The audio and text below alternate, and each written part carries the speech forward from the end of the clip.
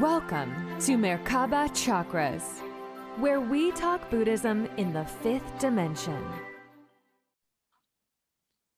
Welcome to another podcast episode of Merkaba Chakras. I'm your host, Von Galt, and today we discuss more ways to connect to your fifth dimensional and multidimensional self using various techniques introduced by author Judith Corvin-Blackburn. Now, Judith has an active psychotherapy practice for over 35 years where she uses her experience to develop workshops and books. We get another perspective on what is happening to our 5D reality.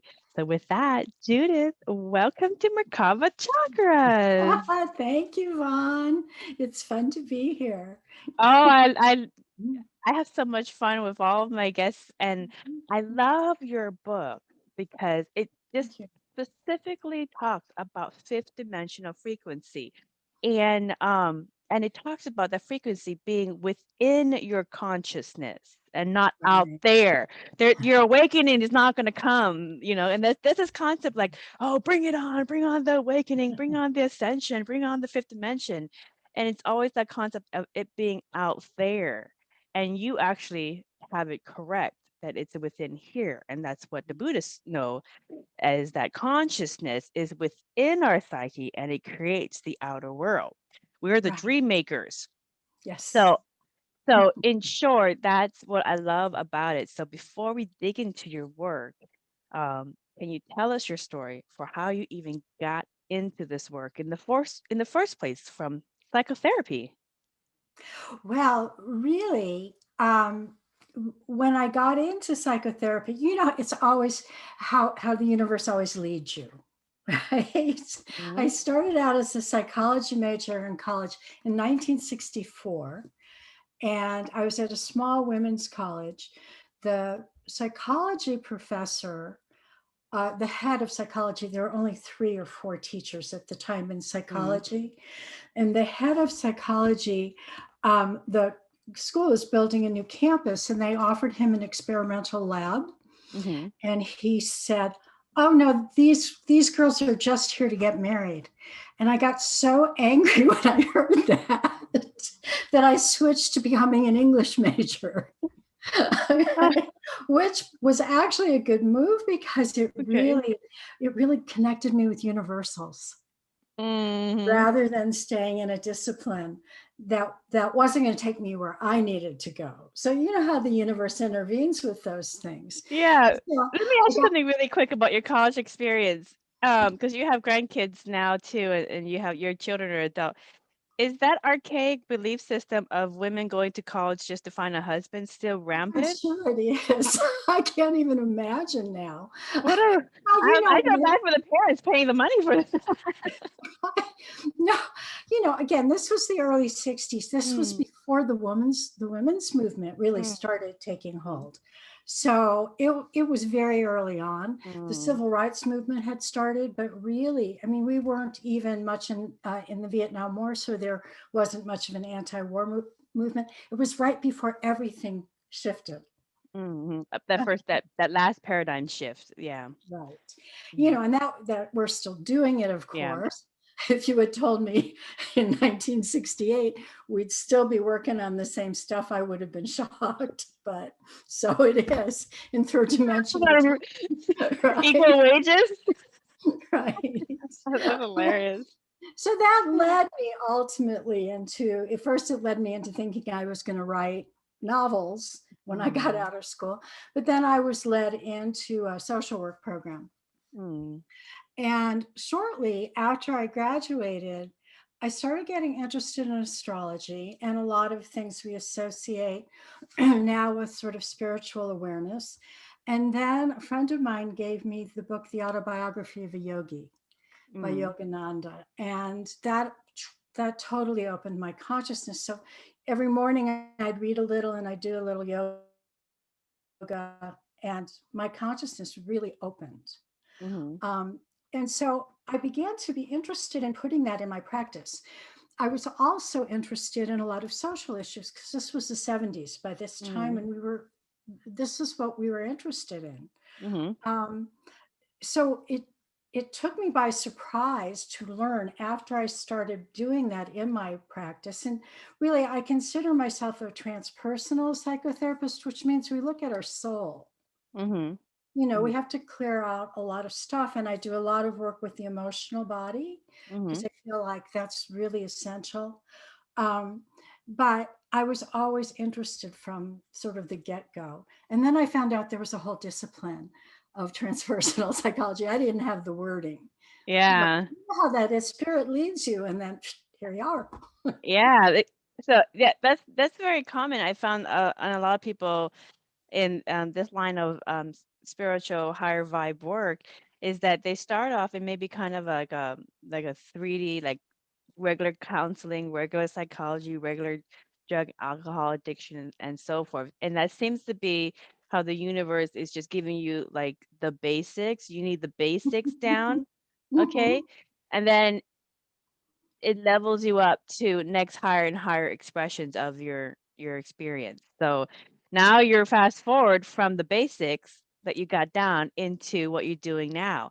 Dr. David R. Hawkins of the Map of Consciousness found that different cities and countries have varying levels of consciousness or energy, and some are higher, many are much lower. So, from your book, Activating Your 5D Frequency, what are some simple things that people can do right now to be fifth dimensional consciousness in whatever level of consciousness um, the community in which they live in exists at?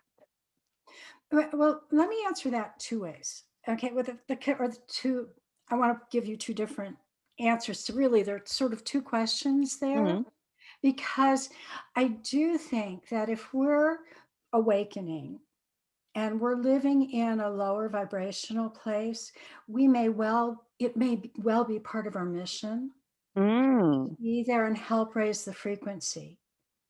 And what we know in a way is frequency sort of catching, right? You walk into a room, everybody's like bummed out and going, ugh. And all of a sudden, if you're not protecting your field, you pick that up. If you're about to awaken and you run into somebody, it can be at the grocery store, who's high frequency, you may just catch that as well and find yourself expanding. So, if people are living in a place that doesn't seem to match their frequency, sometimes they're supposed to move, but sometimes they're really, there's a mission for them there. Simple techniques. I mean, I wrote a book. I can go on and on. I know there's a lot in that book. So these are like top level questions on the book. So, but in fact, in a sense, it's also very simple because the primary characteristics of the fifth dimension are unconditional love. And that means not just of everybody else, it means we have to learn to love ourselves unconditionally. Unity consciousness, that we're connected to everything. And it opens up unbridled creativity. Yeah. So,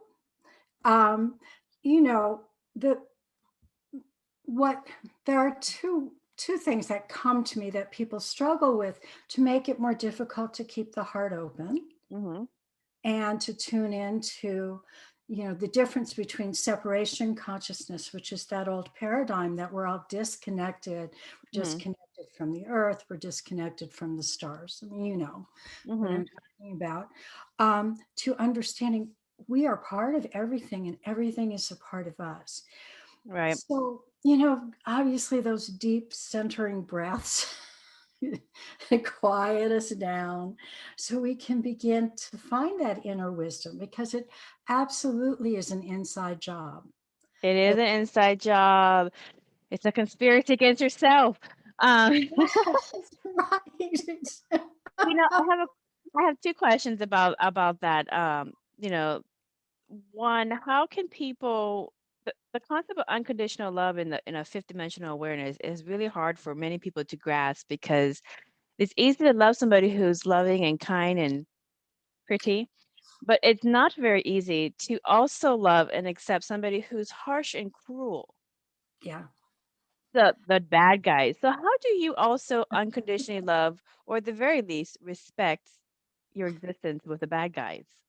Yeah. Well, I think really the way to understand it is to understand that it's inside us too, that what we see mirrored out in the 3D world, we're holographic, we hold everything. Mm, And we can certainly not like behavior and certainly, feel grief and anger that people act out cruelly to one another, mm-hmm, and simultaneously have compassion, because people that act that way, they're not happy people. And when you're feeling expansive and loving, mm-hmm. you don't want to harm anybody, Yeah, yeah. so it's a level, reaching a level of compassion that says, okay, we're all in this together, whether we like it or not. and and and we all have a role to play here. I mean, that's the other thing. When you get into a higher level of consciousness, you Mm-hmm, can sort of see things getting played out. mm-hmm. I believe that we can release a lot of that struggle and suffering. Yeah. And that as we really activate more and more of that 5D frequency, and actually we're activating DNA strands that I'm tired of saying it because I've been interviewing a lot, but it still cracks me up that conventional scientists know we have 12 strands of DNA, and they say 2 are active and the other 10 are junk. It's like, how can we have 10 strands that have no function? It just Yeah. makes no sense at all. And Yeah. in fact, that's what's been shut down for millenniums, that we're Mm-hmm. reawakening and reopening. Mm-hmm. Yeah, the junk DNA is a very interesting conversation in science because it's junk until you can find some use to it, or Oh, until you can understand it. Yeah. okay. So just like, so I mean, science, even I think it's recently just found a particle that doesn't behave like any of the laws of physics that we know. It does its own thing. It's a particle roaming around in space on a rogue doing its own thing, and it doesn't follow any of the common understandings of gravity and time and space or anything else. So explain that. So Right, it's an right. Well, anomalous and I particle. think the important piece, though, is that it's been identified as important, even if it's not understood yet. Yeah. Yeah. So You know, and yeah, so I completely see that. Now, um, so that's one way in which to be unconditionally loving to other people. I think another way to be compassionate and unconditionally loving is to also accept they have their own journeys and to let yeah, them walk it. yeah, They will walk it. Be there as support from a distance. Don't make it the journey harder for them. yeah. Yeah, so there's some struggles. There's some struggles with the concept of unconditional love, but a higher frequency person understands that everybody has their journeys and they have their rewards at the end of that tunnel that they're walking through, and they have to walk that tunnel. Mm. So you can always be Yeah, in their that's sidelines really cheering them important. on. Right. Yeah, That that's really important. that's really Um, important. Now, yes. in terms of unity consciousness, now this is something that, for you and I, we're very familiar with, but unity consciousness is very, again, fifth dimensional and above frequency because the 5D and up is basically when you're in connection with the crystalline consciousness of the Christ light, or Christ is another word Mhm. for light, source. So you're like in connection with the divinity within you, the source within you. Yeah. So when you at that level of awareness, you see that everything is interconnected, and you know that everything's interconnected. And we've already proven this in science that everything is interconnected. So even the aspects of reality and the people in society that you don't really like, you're still Mhm. part of. So how can you Yes. explain living in these higher energies in unity consciousness much more easily for people? How can there be unity consciousness in a time when it's really hard to, you know, see Okay. the oneness in everybody? Well, I think first of all, we're in the transitional stage. If we were in unity consciousness, it would look very different. So for those of us who are awakening, from my perspective, we're going back and forth. Mm-hmm. Where the old 3D stuff comes, the resistances come, the shadow comes. And we can't convince anybody of anything. We can model, Yeah. right? We can model it. And Yeah. called a field of love, which is what promotes us. One, it raises our own frequency. Yeah. Again, it models what I found from being a therapist and working with some very dark stuff Mm-hmm. is darkness can't deal with light. Mm-hmm. If you can beam that light and beam that love, it either has to transform or it leaves. Mm-hmm. And so I guess understanding that the more we can heal and open our hearts, Mm-hmm. um, the more we're just automatically going to stay in that feeling of interconnection. And it doesn't have to be 100%. We Mm-hmm. just have to, first it's the piece that you were sort of talking about earlier. It's all part of us.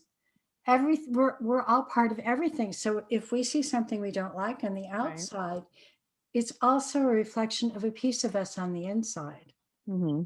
And if we're able to be fully loving, again, we may not want it acting out. Mm-hmm. Okay, but we can love it. A lot of the imagery I use is that people take those shadow parts and they make them very small and they kind of pat them on the head like Mm-hmm. a naughty dog or a naughty child. Right. Like, I love you and you can't act like that. Mm-hmm. Yeah. Yeah. Mhm.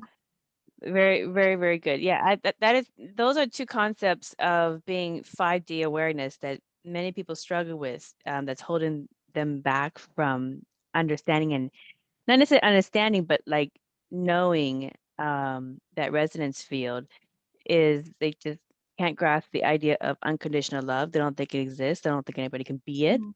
because of all the cruel people, and and then also unity consciousness. But like, like I've watched, in terms of consciousness, I've watched, if you do past life hypnosis or meditation, like Buddha, the first Buddha, Siddhartha Buddha, and I always relate a little bit of Buddhism because it's a Buddhism podcast. Anyway, Uh-huh. Siddhartha, he had his 1000 life reviews in his hypnotic meditation, and he saw that he was the bad guy. He saw that he was the good guy. He saw all of it. He saw how people let him be the bad guy and get so bad before they finally stood up and, had a backbone against him. And he saw how disappointed he was in other people who let him get so bad. I mean, it was all just life lessons. And so when you see it's all life lessons and it's all part of everybody's journey for their own evolvement or evolution, then you see, oh, there is there is unconditional love, actually, when you look at it from the lens of the Jakarta tales, and that everybody's playing a role for their own evolution. Right. But then if you don't like something, it's time for you to get a backbone and stand up for what you want and change it sooner than later. The lesson can be learned much sooner than later. It's still Yes. the same lesson. And that's what Siddhartha really taught about the Jakarta tales. And then in terms of unity consciousness, you know, when he found that everything is interconnected, and he found that he's also connected to consciousness itself, he saw firsthand how everyone is intertwined and are just playing different aspects of source. And he experienced that himself. So it's really hard concepts to be fifth dimensional awareness unless you experience it yourself. So those are other ways as well in Buddhism. There's a lot of meditations in which you can go into your different life reviews to understand those basic concepts of being 5D awareness. So I hope that helps, add to what you're saying as well. Absolutely. Oh, it absolutely does. Oh, good. And So, that's another way, understanding we've all had many, many lifetimes. And mhm, so, and yeah, we've acted out the bad guy stuff.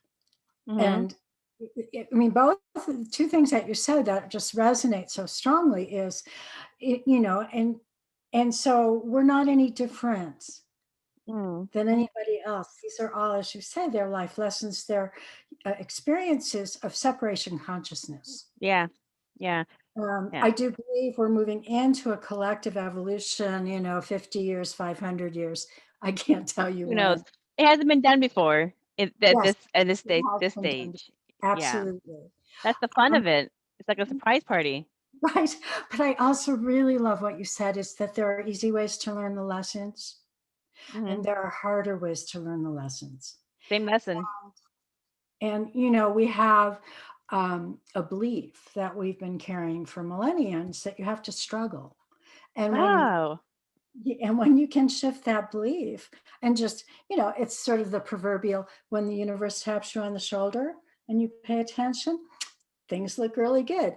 If you don't pay attention, you get a shove. If you don't pay attention to the shove, you get smacked across the head, and it goes on and on. But I also love your story about the Buddha and people having a backbone. And I guess the term I would use is being empowered to say Hmm. no. Yeah. And Yeah. that's also what, because I do look at this transition through a psychosocial lens. Hmm. Okay, what do we need to heal? And how do we need to do that in order to be free to move forward? Now I lost my train of thought on that. It'll come back to you. I have a question, and maybe it'll come after you after this question. So, Okay, right. um, if the consciousness of a particular area is so low for someone, what are your thoughts on moving to an area? Actually, I think you answered it. That's more equal to the person. So, what about your thoughts? I think I lost my train of thought. It's catching. Okay. Right. We're going so far up into the 5D and above that we're like, all right. Sorry. Okay. Okay. So I might cut that part out. I might just leave it because it's just so hilarious. You know. Right. Okay. Okay. So there's this interesting discussion in some spiritual circles. It actually falls into what we're talking about. That there's this dark cabal that controls everything and people need to expose it, which it can be a life lesson too. I can respect that. The other side of this discussion is to spend your time and energy on building your life and adding your piece of a higher, more vibrant 5D society. So, what are your thoughts on this dual nature on how we clean up unsightly 3D issues in society? Well, from a multidimensional perspective, and this is when in the theory that I use, Hmm. when you get into sixth dimensional consciousness, and I really think we're moving into being 5D, 6D humans from being Ooh, 3D, 4D humans. yeah. That's a long discussion. Let's go, But let's go right to the 5 and then we'll go to the 6 and we'll shoot on up. the sixth dimension is really where we co-create from. Mm. And it's really like the quantum field. But what we know about thought creating is what you focus on manifests. Hmm. And again, I could explain that in terms of how the sixth dimension Oh, works. please, for those who are ready for that. Okay, let me see if I can do that. In the sixth dimension, and it was what Plato called the world of forms, Hmm. which I find fascinating because he got it. And he's supposed to be sort of the father of Western philosophy, and it's totally been lost for the last 2,000 years, what he was talking about. But, but the sixth dimension holds like all of the perfected energetic blueprints Hmm. of who we are. And any thoughts or qualities also get projected. We can project that from 3D into 6D. Mm-hmm. And if enough of us are focused on it, it will manifest back in 3D. Mm-hmm. So, Yeah. an example, if 55% of people believe that war is inevitable, we will put that belief into the 6th dimension and it will show up. Conversely, if an equally or larger number of people believe peace is possible and start putting in what that looks like and feels like, that will manifest. So when you talk about a dark cabal, which first of all, everything is us. So it's, yeah, if something like that's operating on the external, and sure, it may well be. But so what? Is the way I come to it. Stop it. Stop feeding it. Yeah. Well, that we want to feed what we want to create, not get into we have to expose and do this and that. To me, it's just not aligned, at least Yeah. with my views, I guess, is the way it is. Mm-hmm. Yes, everybody has their journey, and I do think it's an important, it's a fascinating thing to see sort of the split in the spiritual community and going, wow, I never would have predicted it. Really? Like, what do you see in like in the split in the spiritual community? Because Well, I see it being more polarizing, and I never would have thought that either. I thought it was just, you know, yeah, everybody's there spiritual, get it to is. higher dimensions, Exactly. but everybody has a different opinion on where they want to focus their time and energy Right. on. And you know, like there's that concept of, okay, we'll just focus on creating your piece and your aspect and play that game, and the other one kind of dies out because there's not a lot of people playing that game, so that's not a Well, focus. yeah, I think Or there's people who spend all their time and energy trying to play the lower game of trying to expose and, you know, all these other things, and put so much energy on it.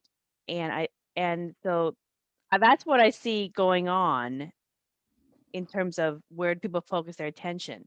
right. So you're saying the same thing. And so which one do you, I mean, is there a balance? How can we balance this? How can we reunify?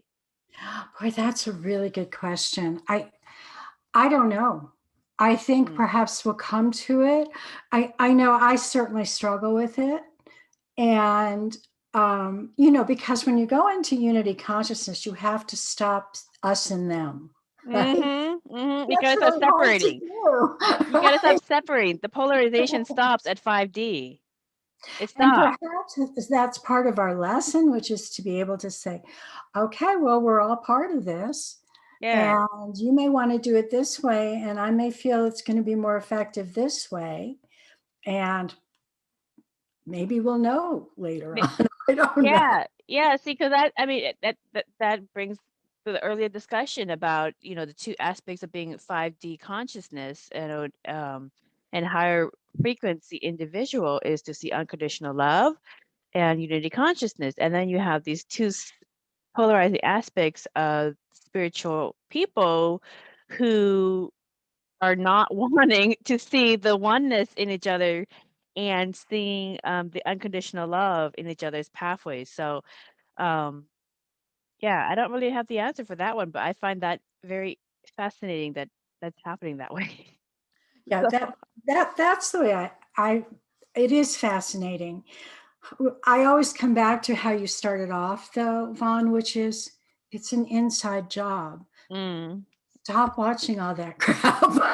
This would be because this could be some very sophisticated disinformation too. And mm, as an example, if I feel there's a dark cabal running everything and I get into the idea that I have to expose it, and I'm being told what I'm exposing. How do I know that's not being run by the dark cabal? ah,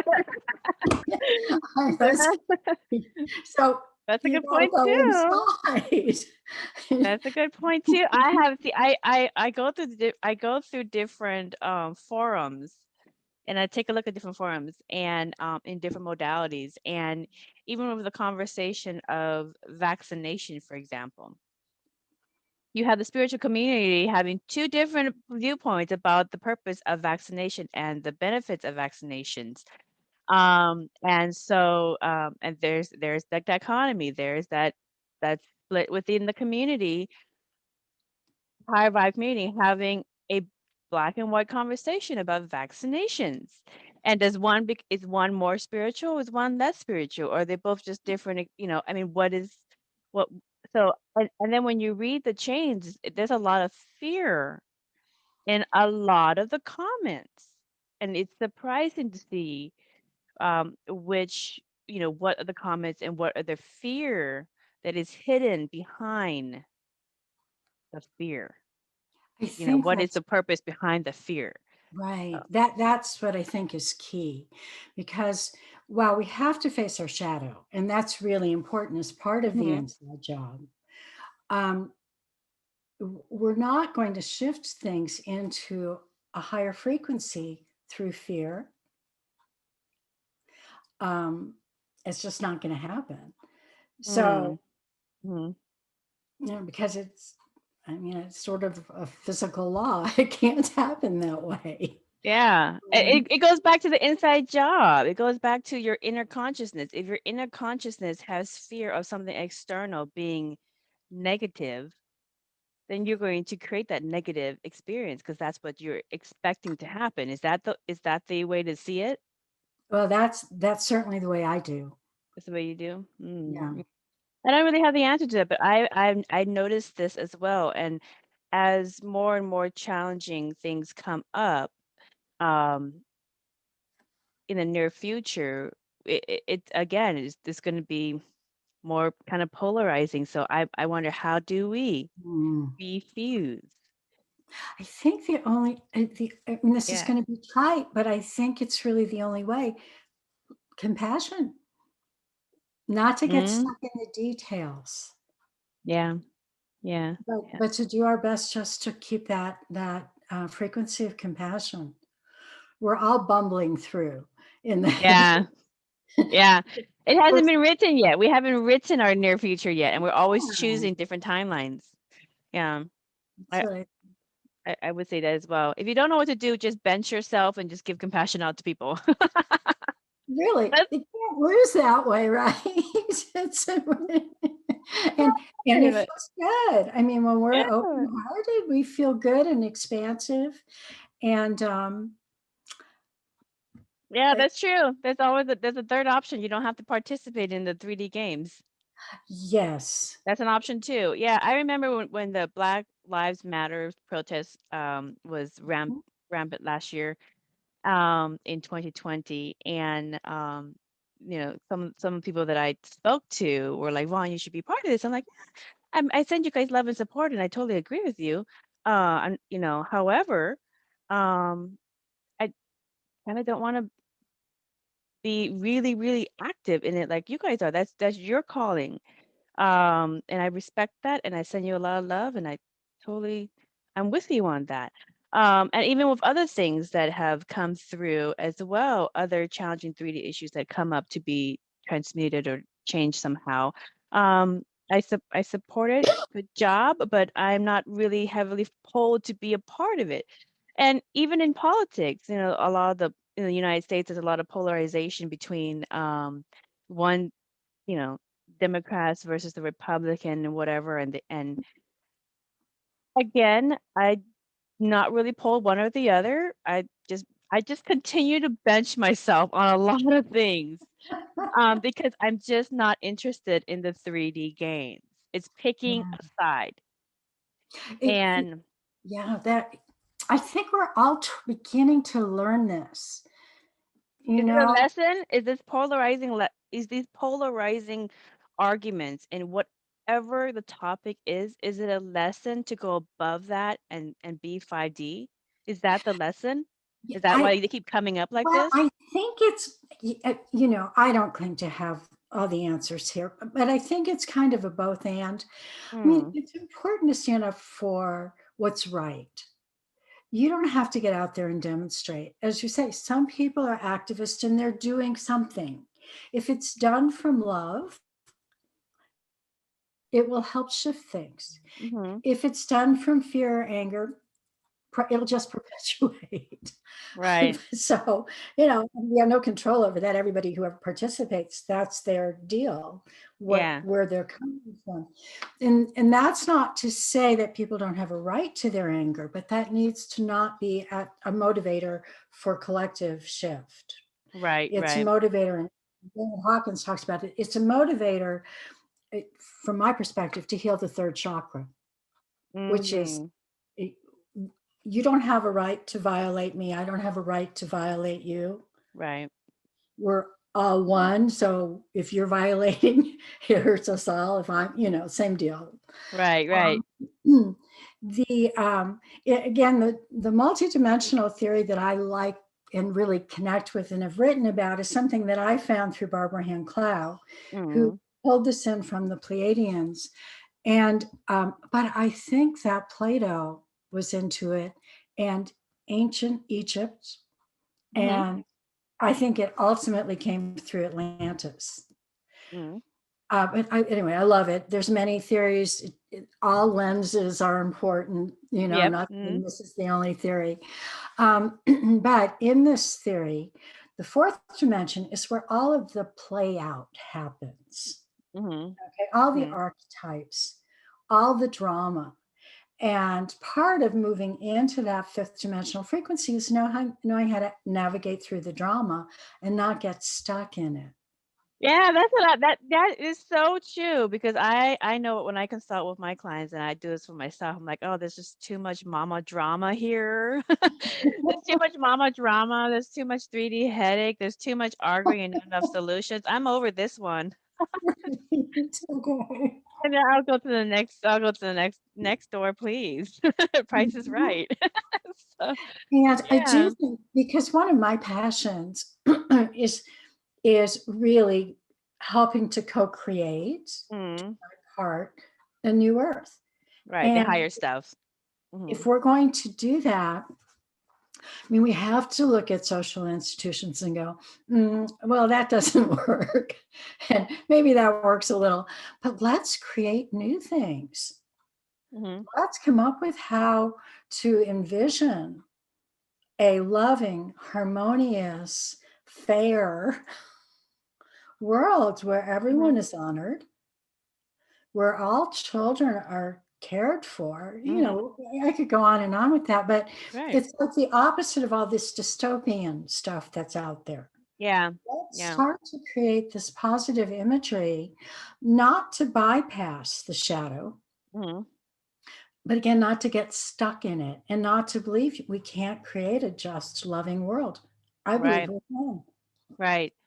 So would your recommendation be, like we talked earlier, just kind of start with you and then start with your little, you know, community and the little things that you do, and that ends up growing and growing. And if everybody did that, it becomes a big growing change in the paradigm, and then becomes easier to change mass scale systems, because it's already everywhere. Everybody's Yeah. already doing it. It's a no-brainer. Let's switch this over. You don't have to sell the package. It's Yes. already been done and implemented, and it's already grown right before our eyes. Yes, I love that. All And I right, see, also, focus your energy and your attention into the things that you want to create and not on the things that you don't like. and it is happening all over. I had an interesting awareness, Mm-hmm. probably 20 some years ago. I'd be running these spiritual groups and I'd have everybody focus on their heart and send love to each other, send love to the world, their communities in the world. And I would say, and this is being done in circles all over the world. Mm-hmm. I didn't know that. And then all of a sudden I started meeting all these teachers that were doing exactly the same thing. Yeah. Because we're all pulling down, from that collective awareness. We're all getting downloaded if we're open to it. And if it's Yeah. part of our own mission. So yeah, your little community, our little circle is all over in many little circles. And then as you say, it sort of hits that tipping point. And there Yeah. it is. And there it is. It's like when everybody's looking at solutions, it's like, well, this has already been done and it's doing wonderful whether you adopt it or not. And it's like, well, that's a no-brainer. That's low-hanging fruit for us. Humanity, I think humanity is kind of lazy and like we like the low-hanging fruit. So if everybody builds onto their fruit tree and grow that, it's going to eventually be low-hanging fruit in everything, in all the systems, in the school system, in the education system, medical system. There's all this low-hanging fruit that there's nothing to sell. Yes. All that's needed is we clear out the old beliefs. Yeah. That's in the way of it. Yeah, just work on the new. I love that. I love that. Okay, so as people further into their spiritual pursuits to anchor in higher and higher levels of consciousness, their personal reality will change. So some people, there's terms for this like Mandela effects, reality shifts, traveling between parallel realities or the multiverse. My interpretation of this experience comes from my background of Buddhism in that you are fifth dimensional oneness with source in all things, and you experience reality in semi non-linear and non-local consciousness where you're jumping between realities that don't seem linear. Fifth dimensional, you just kind of go wherever the easiest path is. And this is what you term co-dimensionality. Can you explain co-dimensionality? Well, we are, first of all, let me start with this. Okay, we're multidimensional and we have the capability of holding several dimensions at one time. We've lost that capability for the most part. You have your enlightened masters as an example that don't. And a lot of indigenous cultures still have people that are haven't been have not gone through the dimensional descent. Right. But the vast majority of humanity has, and for many, many thousands of years. So, I just lost it again. Okay. So Okay. what you were asking, and then the Mandela effect. Co-dimensionality. Okay. Yeah. Explain that for people. While we're beginning to reascend, okay, to be able to hold that fifth dimensional frequency, we're human and we're not going to do it perfectly. Yeah. And our egos are going to come up because we're not at that stage of enlightenment. Gotta work with our egos. Yeah. Our belief system that says, no, this is impossible is going to come up. Our wounds and trauma are going to come up. It's all going to come up. And it will one day you can be shining, your light, your heart is burst open. And another day you can go, fuck this. What? And it can change hour to hour. Now, what we know. I just heard grandma cuss. Right. You can believe me if you want, but really, that's but what we know is that as we are committed to stepping into that higher frequency more and more, is that we have tools when we find ourselves in that lower frequency. Right. Meditation, yoga, deep breathing, inner child work. I mean, there's just a plethora of tools. Going out and hugging a tree, feeling the energy of a tree, whatever helps us raise that frequency. Right. So that's what's going on an individual level. Collectively, we're also, I call it sort of a dimensional split, where, I can be in my beautiful mountain place and my heart's open and I'm all expansive. And then I go into town and I go into the grocery store. And if I'm not holding that somewhat consciously, Mm-hmm. maybe people are all upset about something and I start getting dragged down. Mm-hmm. Or I'm going to be shining and I'm Mm-hmm. going to try to shine on everybody. But there are Yeah. other people that are just like, "Ugh," and so those energies occur in a parallel way. Yeah. And we have to learn to navigate it and Yeah. also to be loving about it. Yeah. Yeah. There's something in Buddhism that actually talks about that. So all of the many of the Buddhist artwork has the master teacher in their Merkaba or in their mandala, the halos, the two halos around the head and the body. And they're always kind of traveling in their bubble between different dimensions, multiverses, reality. There's different dimensions in the Buddhist heaven and cosmology.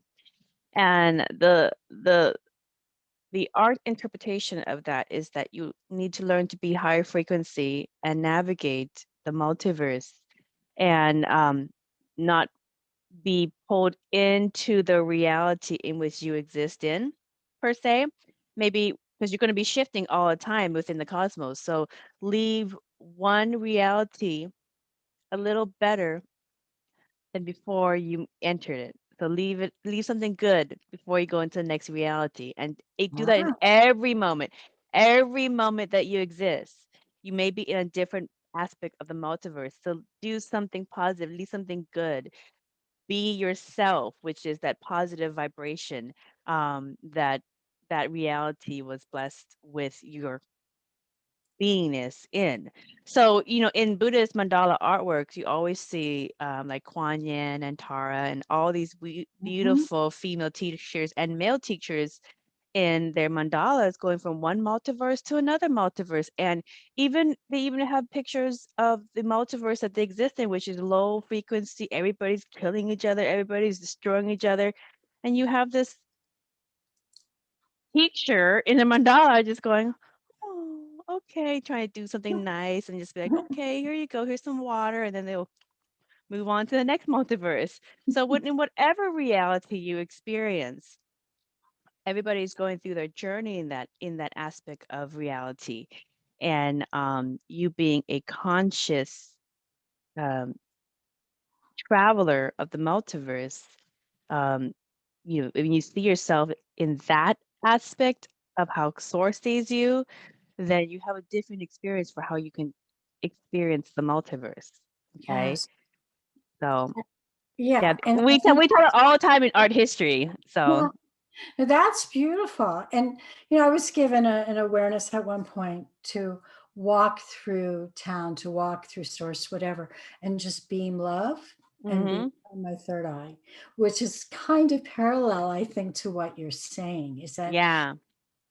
and at the same time, we are human. And so, hmm unless you've hit that level of enlightenment where you can hold that frequency 100%, and I feel like my particular mission is not to deal with that, but to help people understand that as humans, we're going to go back and forth some. Right. And what we do when we're in that lower, Yeah. What do you do when you're in a lower reality? right? When you find yourself in a lower, denser reality or location that is a lower reality?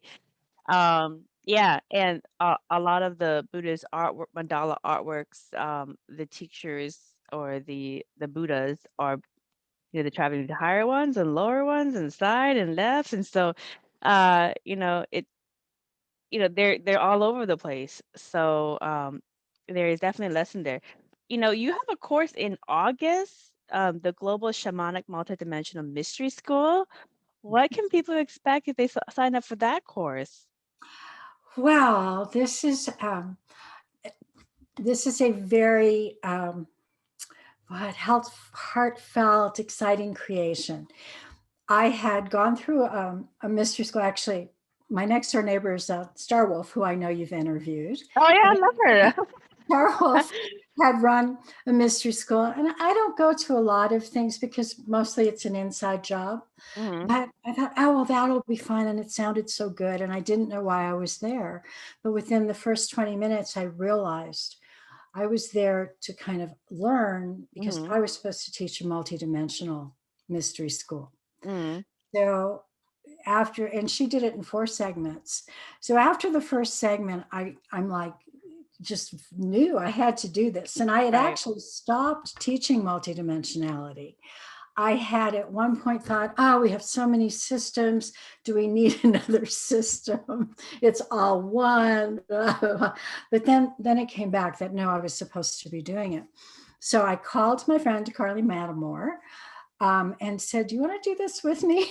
And she said, sure. And Carly brings in the shamanic piece. She has gone to South Africa with the white lions. She's gone to, she's been with the gorillas. She's been with the whales. She has tuned in really on the earth level to how everything is interconnected, and also higher dimensional. There's like the white lions and whales. I mean, they're 6-dimensional beings. But anyway, she brings that to it. I bring my piece to it. And we, like Star Wars, we've done it over, it's a 4-section experience, 4 segment. So it's about 18 months to 2 years. And we limit the size of the group. Maximum is 13 participants. Right. And magic happens. It's like, first of all, the groups are always magic because you don't put something like that out without getting all sorts of synchronicities that lead people to it. Yeah. Yeah. And you know, the first 2 we did in Springfield, Illinois, where I had a practice for many, many years, and where Carly is now. And so we had a lot of students that we knew. And so we were able to do our circles that way. The 3rd circle was after COVID hit. We knew we were going to do it on Zoom. We said, let's go global. And we got students from like 5 or 6 different countries. Yeah. And you probably got more too once you open it up to the whole world. Right. And people would find us in just amazing ways. And so it was clearly, from my perspective, a divine appointment. We had all on some level agreed to be there. Yeah. And it is, again, very much helping people go inside and find their own wisdom and share from that level of wisdom. So we take them through a lot of different processes. Oh, I like that. That sounds like a great course. It really is. Yeah, that sounds like a really great course. And I am hearing this a lot from the people that I interview on this podcast, because this podcast goes on YouTube, obviously, and it goes to 45 different other podcast directories, and they're not all in the States. Many of them are in other countries around the world. And as other countries around the world open up different podcast directories, I get added to their distribution list as well.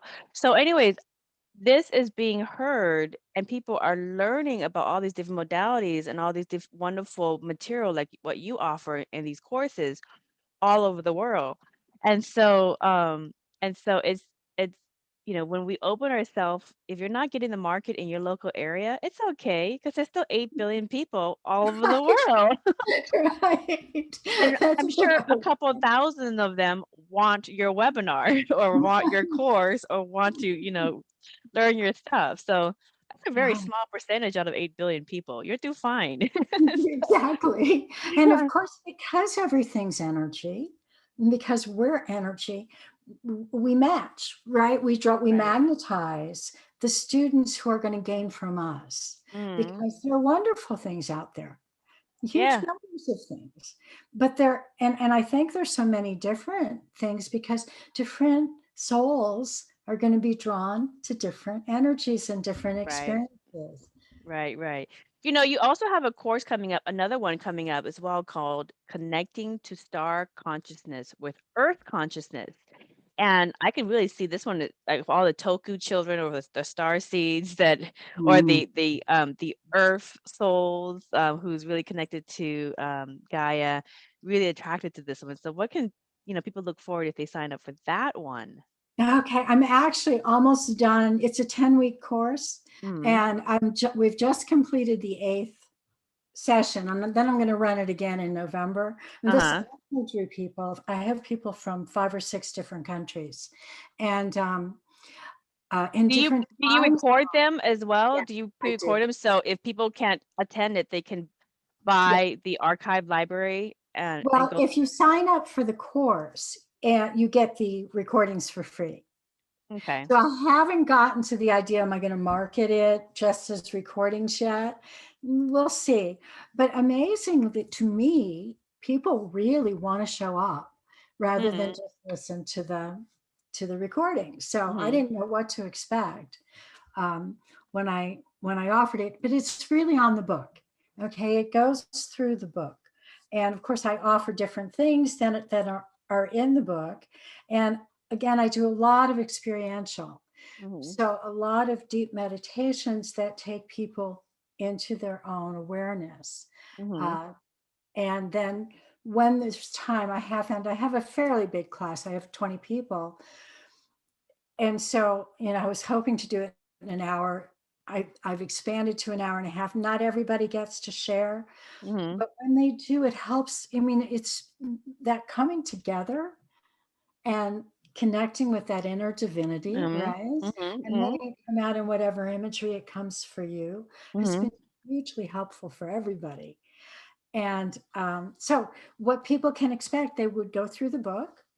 So, you can look at the chapters and see the topics, but the experience goes beyond that because it's very experiential. So you get to live it. And Oh. the first, the first 2/3 sort of really up until class 8 sort of divides things up. We're looking a lot at what stands in our way, how to clear what stands in our way, because being fifth dimensional is natural. It is. It is. All we all are the higher dimensions, but the only thing that's keeping us to lower dimensional awareness is the roadblocks and the abundance blocks, that the belief systems that hold us down. So when you take away all of the traumas or the negative belief systems, the negativity, then all there is what is already there. Right. So So that's what we do. We go through a lot of the personal resistances to clear it. And then the very last part is to start these visions. What kind of planet do we want to live on? yeah. I What do love we want that. it to look like? I love that. So that you kind of like helping them build their template for what Yeah. they want to walk into and, be. And I love the term, not everybody likes this term, but to me, being part of the fifth dimensional global team, where, we all have our little roles. And so when we step into that little role, and it may be a public role, it may be a very, grow some really beautiful things in your garden role. I mean, it's all roles are equal Right. if they're directed from our soul. Right. And so when I get these groups together, we sort of each add our particular piece to the whole, if you will, and so Yeah. send that out into the world. Yeah. Well, that might address the earlier, the 5D global team might address the earlier conversation we had about it's seemingly polar split in the spiritual community of people going more into building the 5D and people trying to clean up the 3D mess before getting to the 5D. That maybe it has to do with their pre-life plan and the role they play in this transition, because maybe some people are, it is part of their pre-life plan to clean up the 3D stuff, and others, it's part of theirs to build the 5. So, and they happen at the same time. So it can be kind of confusing if it happens at the same time. But, just kind of like when you look at water that's dirty and you start trying to find the sediments as it's setting in and the things are clearing up, it's a little bit kind of confusing, but eventually it all gets cleared and it's Mhm. just beautiful spring water that comes out. And maybe that's what's happening with us. That's very interesting. And as long as it comes from love Mm, versus the fear, because I think that, or some sort of ego mm, piece, mhm. but, uh, and like with everything, every piece is how to say, we're all going to have different motivations. We're all going to have Right. different places that we pull in. But I love your imagery that, and I do believe that it makes sense that it's a pre-birth contract, and that even if it doesn't get, if we're trying to get to see and it doesn't get you to see, just its existence in and of itself helps us get to see. Yeah. Yeah. We'll find out how the greater, bigger picture is when we get reincorporated at the very end of, our life journey. We'll see, like, oh, yeah, okay, really, I see where that little piece fit in there now, and now I understand it. So, allow some element of surprise. Mystery. Yes. Okay, so what is the role of the sacred feminine in Earth's movement further into the higher dimensions of reality? I mean, is the Well, verseness of vibrancy something that happens? Well, those are, I sort of see those in two different things. I mean, it's not one, but to speak of it in kind of a linear way. The sacred feminine, the divine feminine, which has been, the patriarchy has shut out, is coming back. We're reconnecting. And of course, it doesn't matter what your gender is. These are energies within you, the sacred masculine and the sacred feminine. When the sacred feminine was essentially thrown out of the collective, the sacred masculine also couldn't function well. Because his yang, the yin and the yang. Right. If you just have yang, you only have half the story, and you move into separation, right? Yeah, you get further descent. Exactly. So now, we're coming in again to that opportunity for wholeness, where the sacred feminine comes in knowing everything's interconnected. That's just a natural awareness for her. And the sacred masculine then can help create structures and protection to hold that interconnectedness in a way that works for us on the planet. So really 5D incorporates that sacred feminine, reincorporates. I don't know if you're familiar with the work of Judith, but she wrote a lot of very cool things on the chakra system. And one of the things she said, which I thought was so brilliant, is that with patriarchy, when we threw the goddess out, and I know different traditions have different goddesses, and Christianity is Mother Mary, but it got thrown out internally in some ways. Right.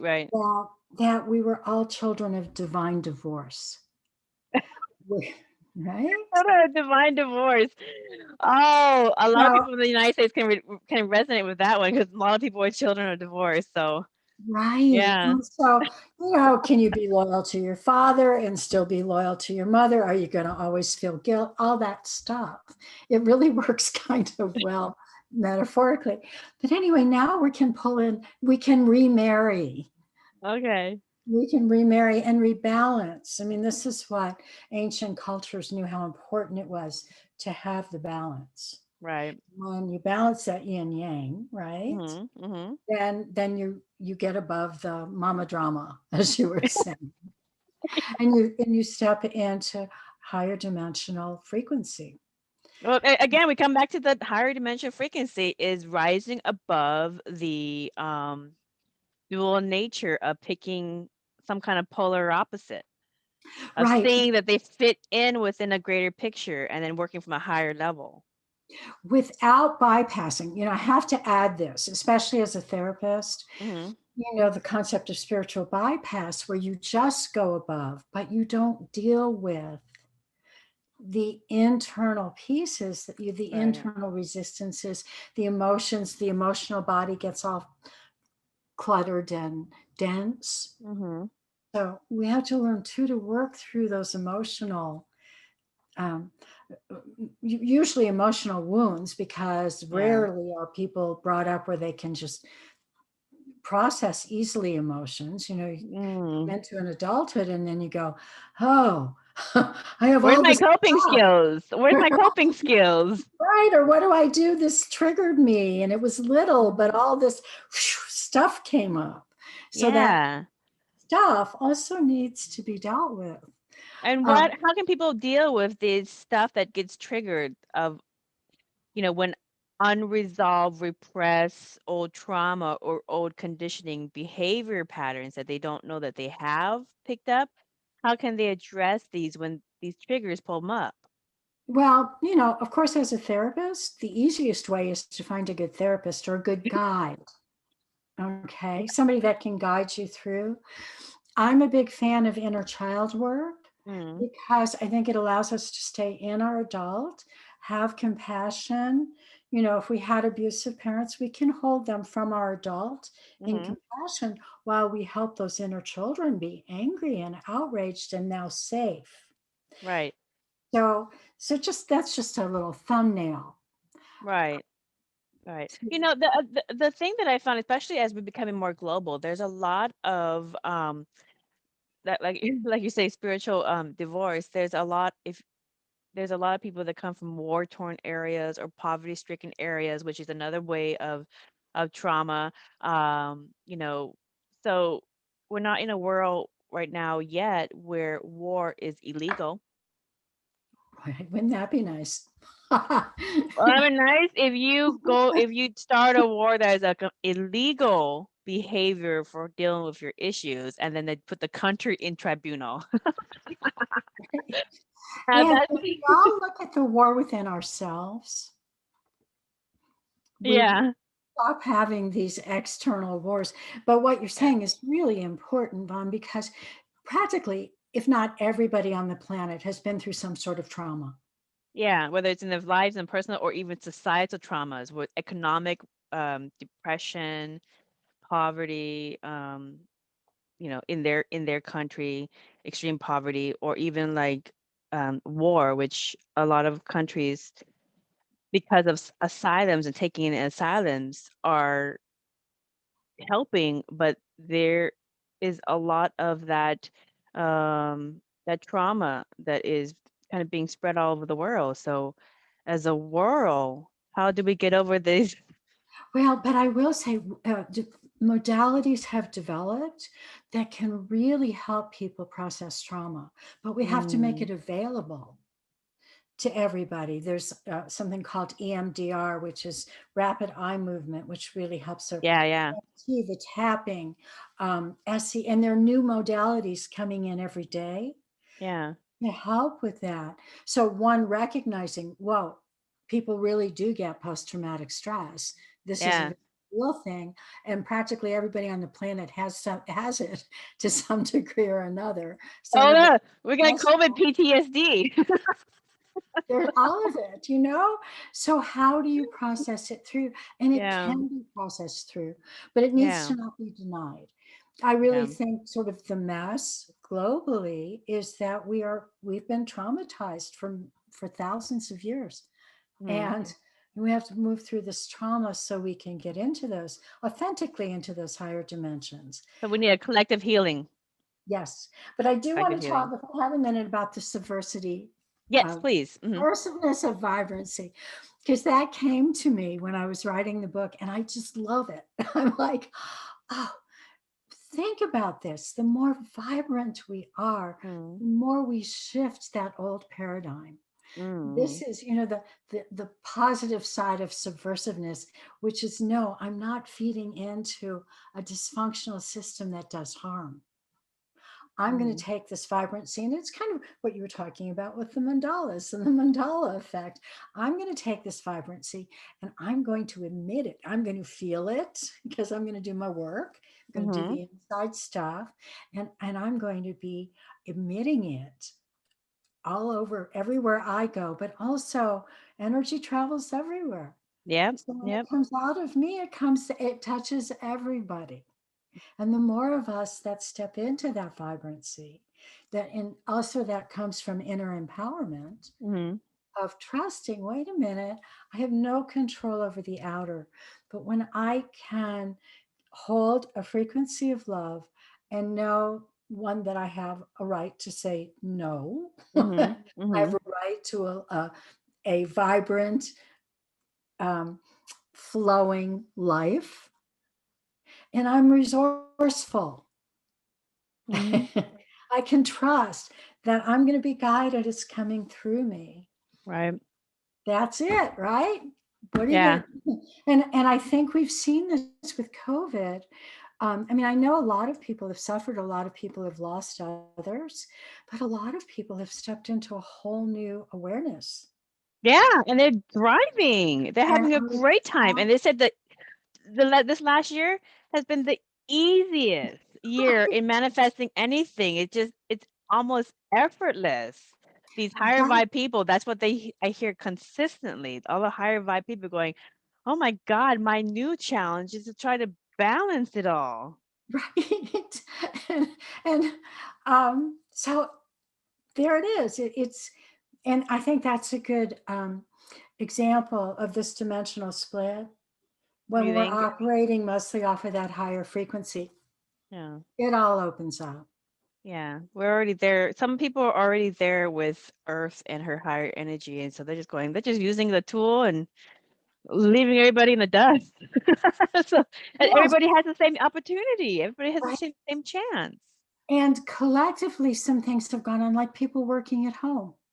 Mm, So you don't have that long commute that takes you away from your yeah. family. Things that I think will continue to stay in the culture Hmm. after COVID's over, Yeah. that Yeah. really are increasing our quality of life. I mean, I think it's It happening in, really is. Yeah, I completely agree. I completely see that. Yeah. I'm not sure, did you have a meditation that you want to leave people with or a message that you want to leave people with as okay, we I kind of had, venture into this higher vibe reality that we are all living in? let me go in for a minute and see what wants to come through. I feel like we might not have the time for meditation. Okay. I don't know. Does that feel right? So let me see what comes through. Okay. Trust your heart. There it is. So simple. There's a book.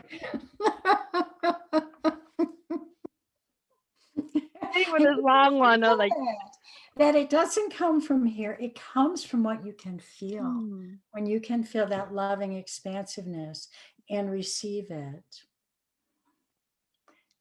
There you go, people. It's so simple. The higher dimensional awareness of 5D and above is so easy. For the lazy spiritual person like myself, and it's where to be. I don't like to do a lot of work. Supposed to be easy.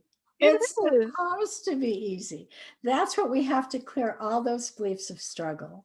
Yeah, that's all. Yeah, that's exactly it. That's exactly it. Well, Judith, thank you for adding more insight and tools to help people interested in harnessing a fifth dimensional consciousness right now. So, for more information about Judith's courses and book offerings, please visit her website, which is empoweringthespirit.com. And thank you kindly to our listeners for listening to another enlightening conversation. Until next time, blessings.